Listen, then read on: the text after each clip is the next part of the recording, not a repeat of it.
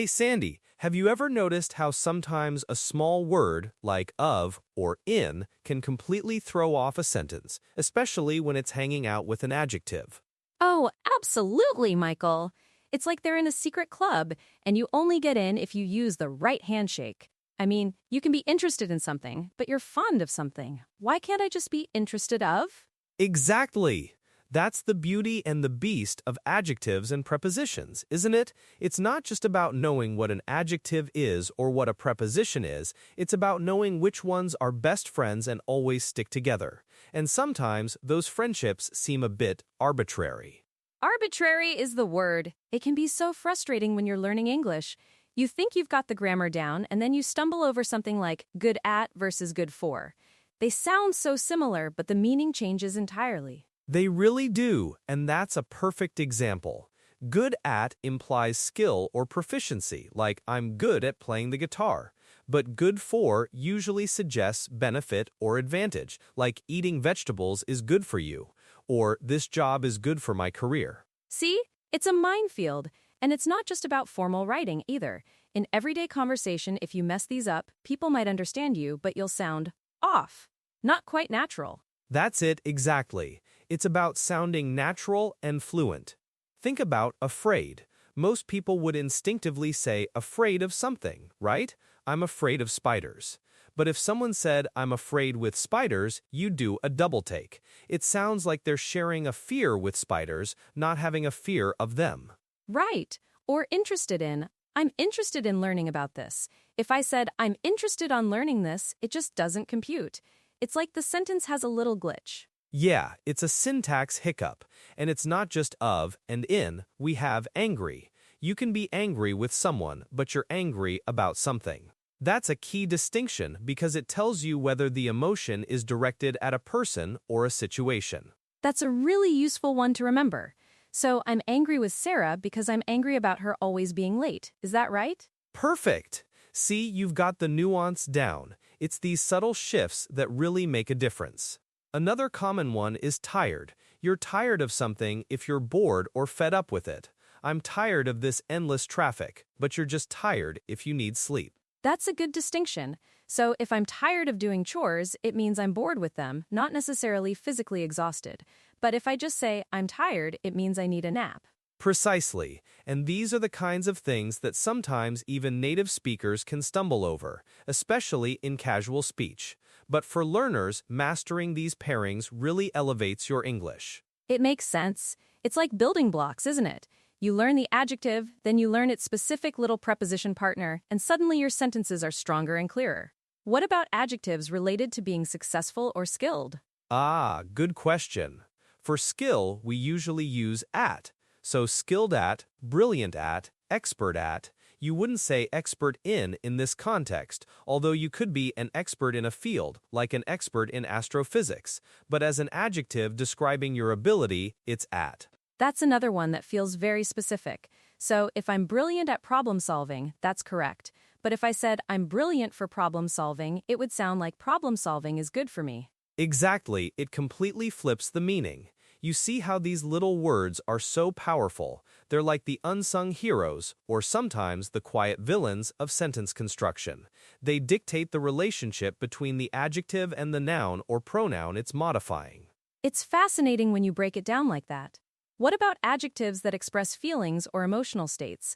I feel like those have a lot of specific prepositions. They really do. Take worried. You're worried about something, not worried of or worried for. Although you might worry for someone if you're concerned about their well-being, but the adjective worried is almost always about. So I'm worried about the test results, but I worry for my little brother because he's going through a tough time.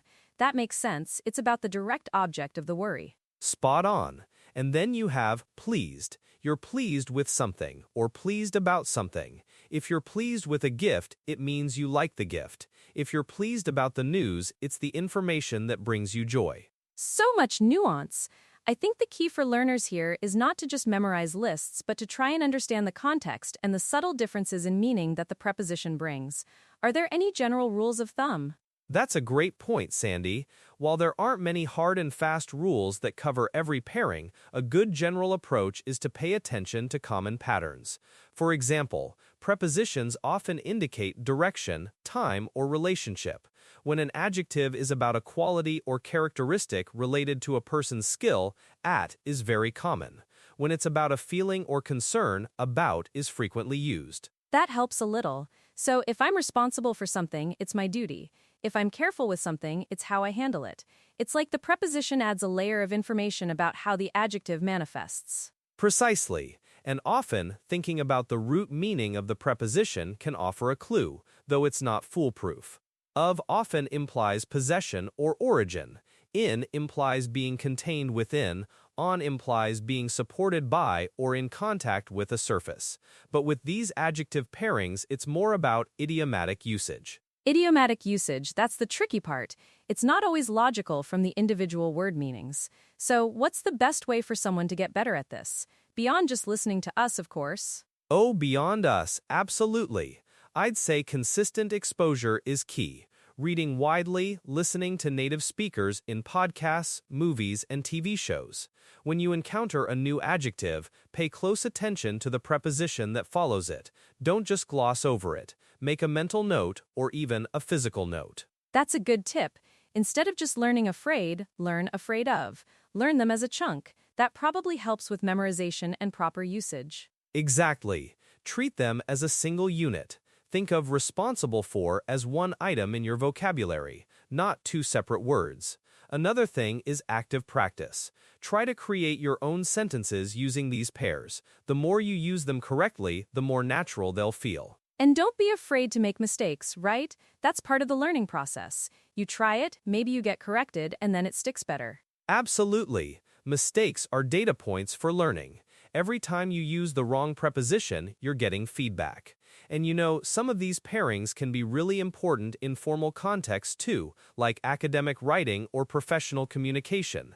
Getting them right just adds that layer of polish. Like being qualified for a job or eligible for a program.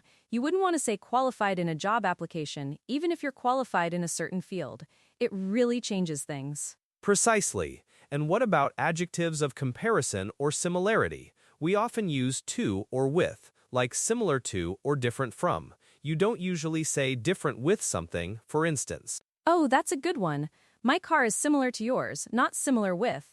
And this problem is different from the last one. Not different than, which I hear sometimes, but from is generally preferred, especially in British English, I think. You're spot on about different from being preferred, though different than is becoming more common, especially in American English. Different from or different to are often considered more standard. It's another example of how language evolves, but having a solid grasp of the more traditional pairings helps you navigate those changes. It just goes to show how much richness and subtlety there is in language.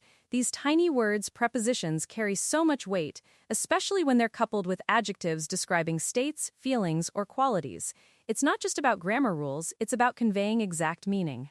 Exactly, it's about precision, and the more precise you are with your language, the more effectively you can communicate your ideas, your emotions, your intentions. It makes you a more confident speaker. Well, I certainly feel a bit more confident about tackling the tricky tango of adjectives and prepositions after this chat. It's not just random, there's a pattern, even if it feels a bit idiosyncratic at times. It definitely is, and the more you immerse yourself in English, the more those patterns will start to feel intuitive. It's like learning to ride a bike. At first it's awkward, but eventually you just do it without thinking. That's a great analogy. So for everyone out there listening, keep practicing, keep reading, and keep paying attention to those little words that make such a big difference. And don't be afraid of making mistakes, but do be careful with your choices. Perfect summary, Sandy. And on that note, I think we're out of time for today. Thanks for joining me to unravel some of these linguistic mysteries. It was my pleasure, Michael. Always a good time diving into the nitty-gritty of English grammar. Until next time.